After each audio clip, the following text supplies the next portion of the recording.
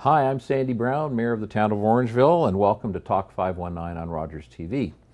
This is where we discuss issues that matter most to the residents of Orangeville and Dufferin County. Today we're going to talk about civility and campaigning, what are the responsibilities of candidates, and our responsibilities as voters.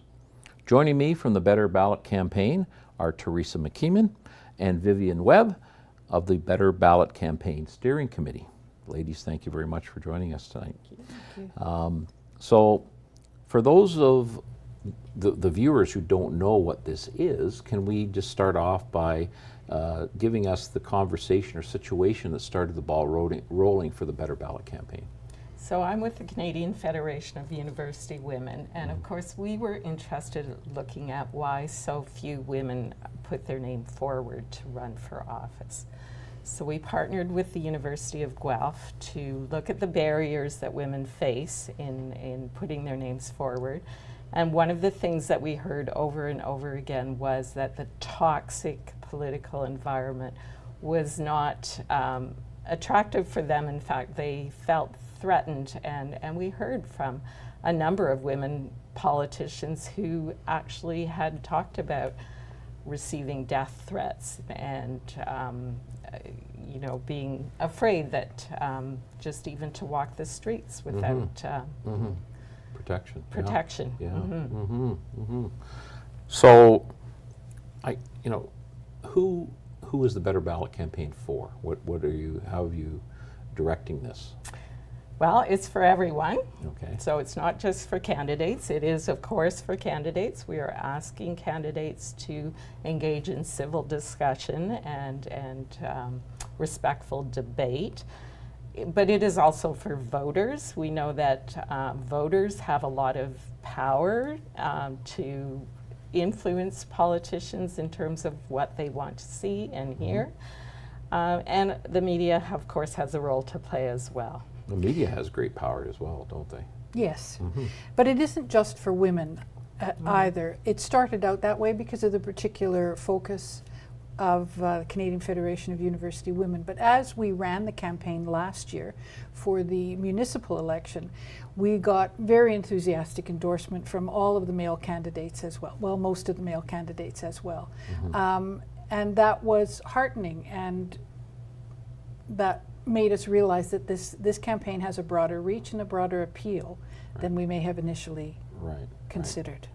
So if we can sort of restore civility to political discussion and debate, that likely will increase the diversity in the women and also, I think, elevate the quality of candidate, because there's some very good people in every city and every riding that are standing on the sidelines because they don't want to weigh into this quagmire of negativity, which in toxic environment, right? It's being now a politician for all of 9 months.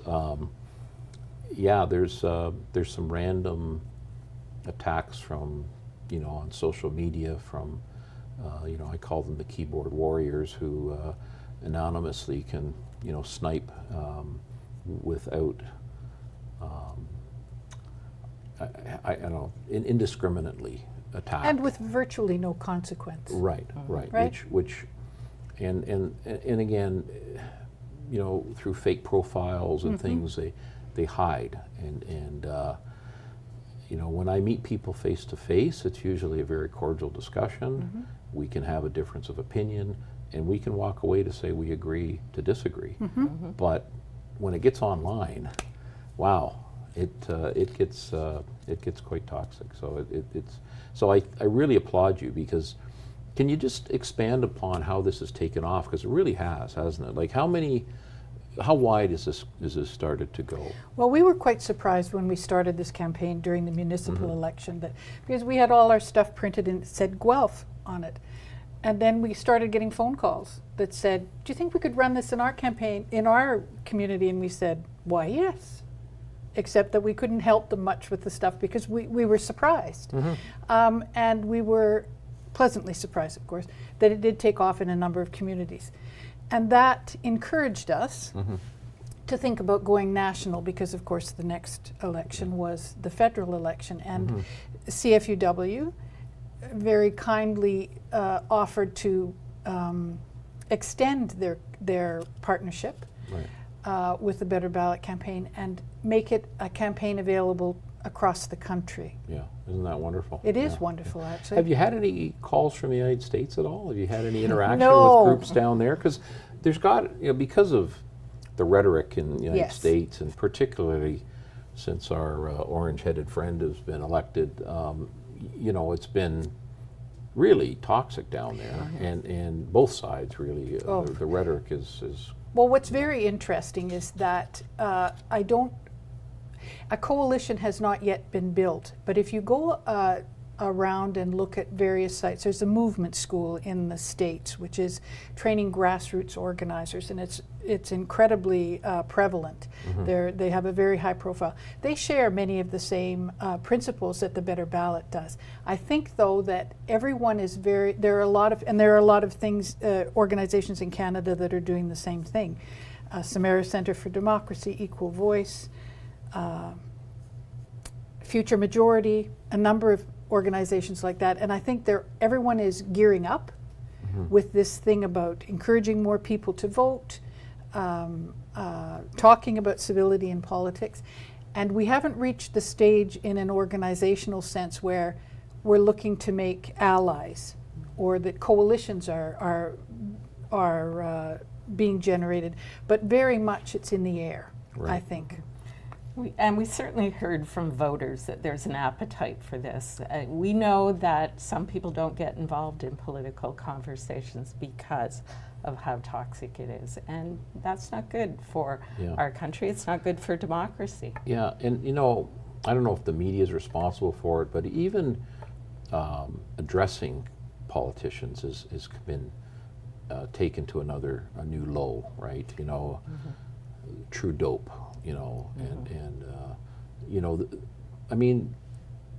Regardless of what your political stripe is, and whether you believe in liberal concepts or conservative concepts or green concepts, this person was elected the Prime Minister of our country in a fair and democratic vote, and he has to be given.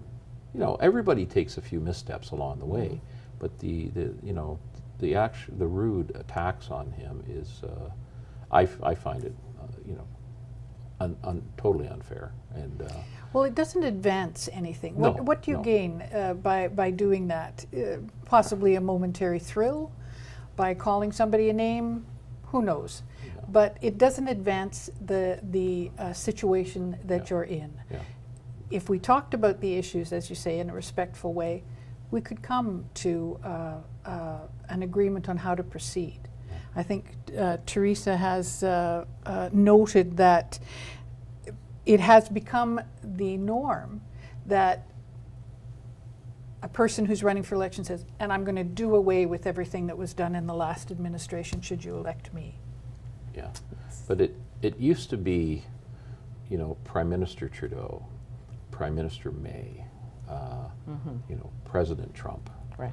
Now the media's kind of dumbed it all down now, right? It's this, I don't know, but Trump, Trudeau, I don't know if it's just our society now is for, the quick hit news bite, but, the President of the United States used to be called Mr. President, Mr. or President. the President, or Mr. Trump. So again, regardless of conservative or liberal, I think the narrative has been changed in the last few years. Yeah, you bring up a good point, because actually our MP in Guelph had mentioned to us that by using the title of the position, you take it away from that personal, so you can talk about a politician's policy or stance on something, but you're not attacking the person. So you can disagree with, perhaps. Right. And, I think things are changing slowly, but if you go back in time, again, I'm 61 now, but you go back 30, 40 years, I don't think the makeup of the political candidate was representative of the population. They were sort of the elitist world. They were the lawyers or in some cases, the successful business person or whatever. And they don't think the way the average person thinks. And so I didn't feel, going back 30, that we were represented by people that live in our, my case, middle class world, or those who are in living below that, that they didn't feel represented. So this type of campaign, I think, hopefully will bring people into the political sphere that should be there. Well, one of the goals is to allow for the election, encourage the election of people that represent the community as a whole, which is why more women, more racialized candidates, so that it looks like your neighborhood. You should be represented by the people who represent your community. Well, I had a crazy thought one time. How about election by lottery? I mean, whether it's the garbage collector over here, the librarian over here, could they do any worse if they were just 250 people brought together, and to think that they're representing their constituents to the best of their ability? Would they be any worse than what we have now in terms of party politics and all this? Anyway, Might be an interesting it'd be a experiment. good movie. It'd make a good movie, I think. Yes. But, yeah. So anyway, I applaud you, and we unfortunately have to go to a break. But when we return, we're going to continue to talk about the impact of the Better Ballot Campaign. And again, thank you for joining us. We'll be right back.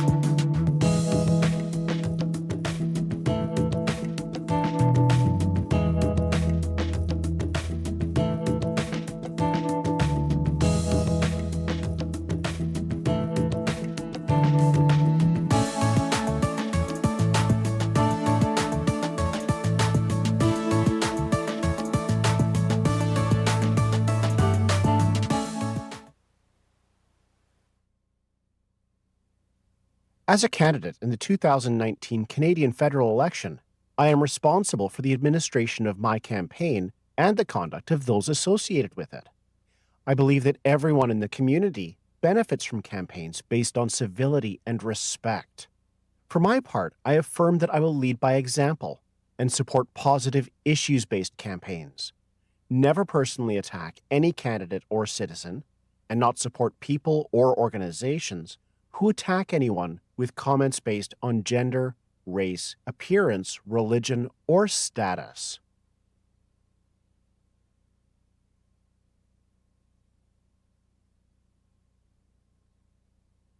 Hi, my name is Michelle Fisher. I'm the Liberal candidate for Dufferin-Caledon. I am a big believer in positive politics. It is part of the platform that I'm running on, and that is why I have taken the Better Ballot Pledge. My name is Chad Ransom, lifelong resident of Dufferin-Caledon. I'm also the candidate for the People's Party of Canada, and I took the Better Ballot Pledge. Hi, I'm Kyle Sivak, the Conservative candidate in Dufferin-Caledon, and I've taken the Better Ballot Pledge. My name is Stefan Wiesen. I'm the Green Party candidate for Dufferin-Caledon. I have taken the Better Ballot Pledge for 2019.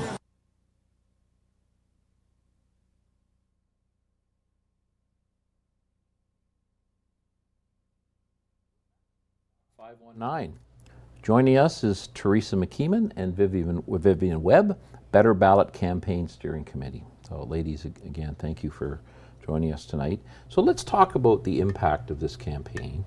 As a mayoral candidate, I have taken the pledge.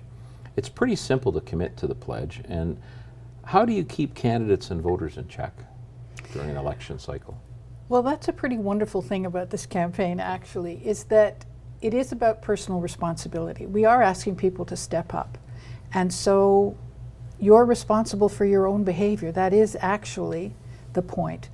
So it's self-policing. It's interesting, we had an example of how effective this can be.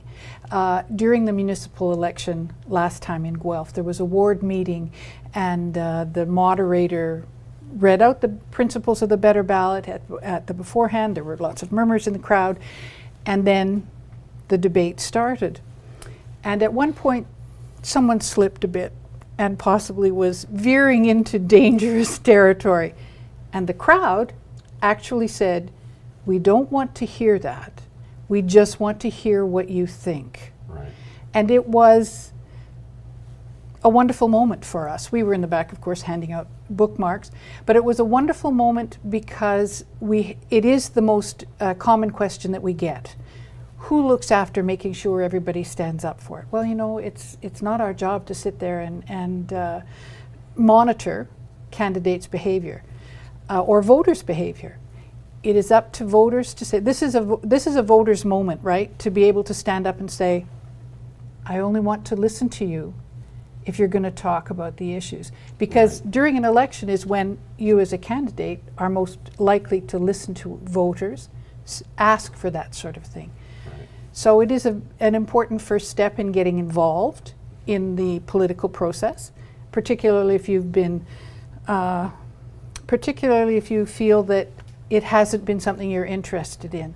For you to stand up and ask for something as simple and as basic as respect and a civil discussion, that's a pretty easy ask. Mm-hmm. You don't have to feel it's not complicated, it's not anything. It's just a way of staking your ground, making a space for yourself in the discussion. Right. I think it's very clear that negative politics, that people are tired of it. I think yes. It came out very clearly in our municipal campaign that was the case. And I think what the typical voter wants to hear, what are you going to do for me? Yes. What changes do you think are necessary to improve my life, and not just the negative rhetoric? The people are tired of this. It's interesting to note too that if you look on party or on their platforms, that in fact the Better Ballot Campaign is in alignment with their codes of conduct. But this campaign makes it transparent to voters, because voters don't know, you know, that candidates are being asked to do respectful debate. So we're bringing it out in the open, we're making it transparent, and then voters can stand up and say, hey, you know, you said you were going to do this. Right, right.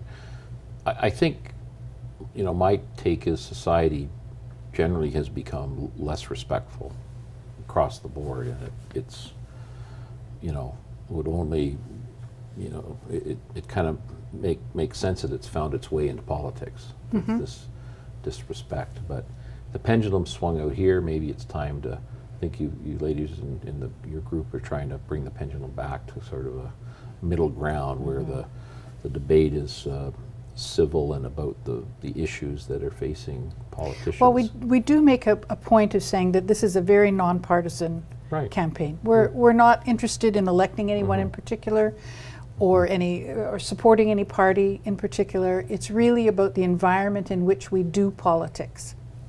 Because this conversation, the toxic environment is not evident just in politics.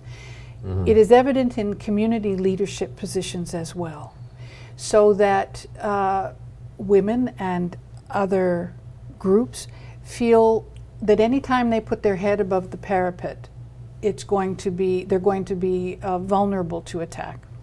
So if we can remove that, then I think that everything, boards of local organizations, will start to have more people, more different people run for them. And that can only be good. The more voices, the more different voices you hear, the more people will become engaged, and the more different opinions that we can talk about and come to some kind of conclusion. It will, I believe it will go a long ways to ending marginalization of some groups if we all just start speaking and participating. Yeah.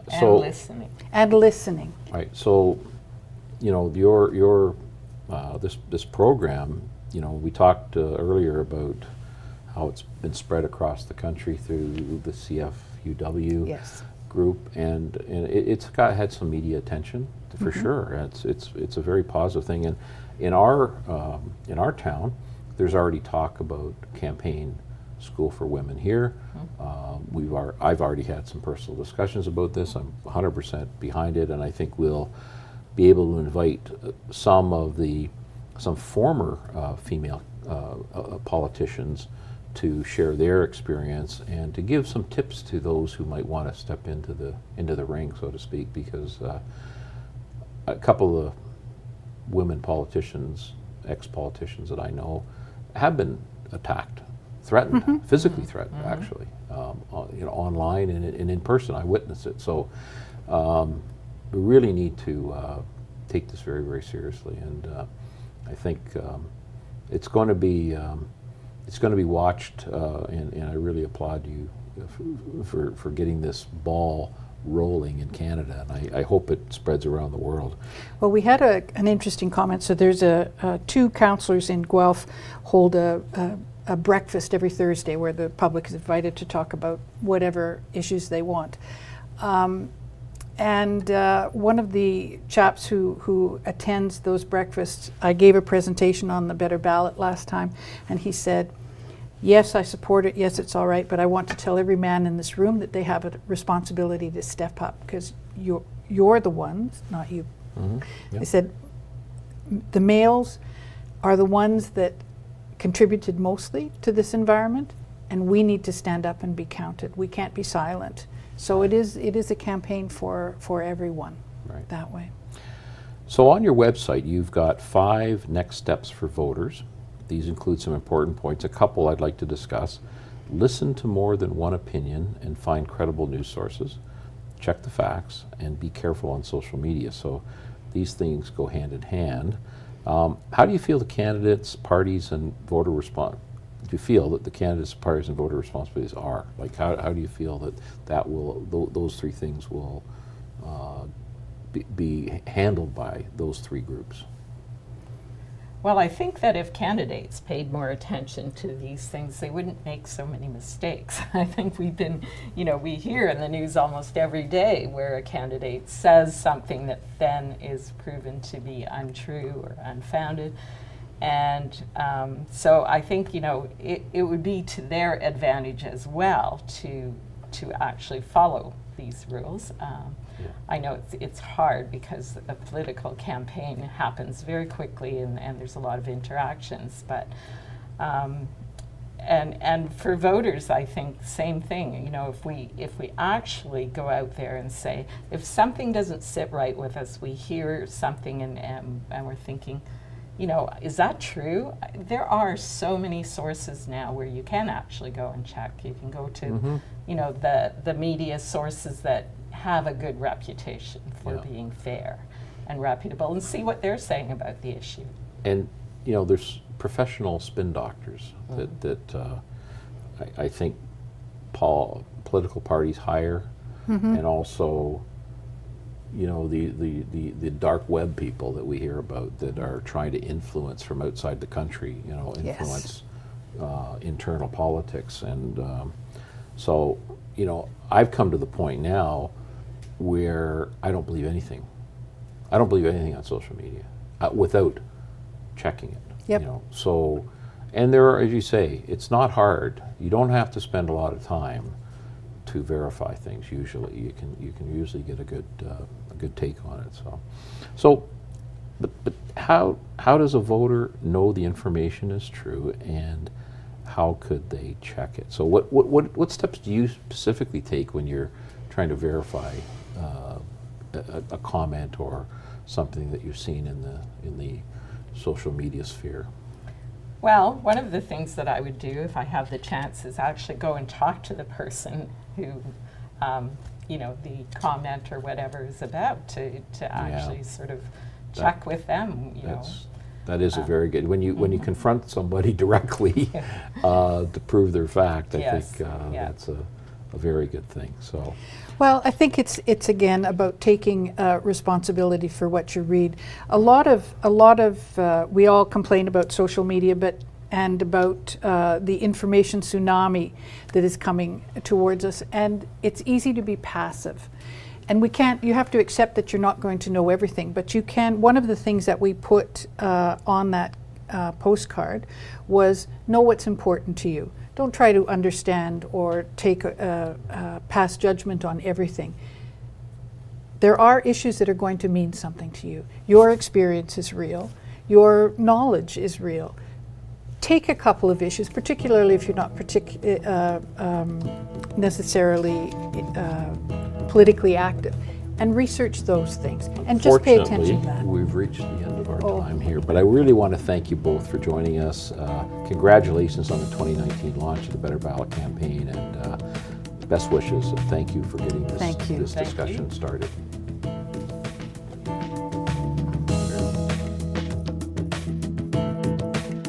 Thank you.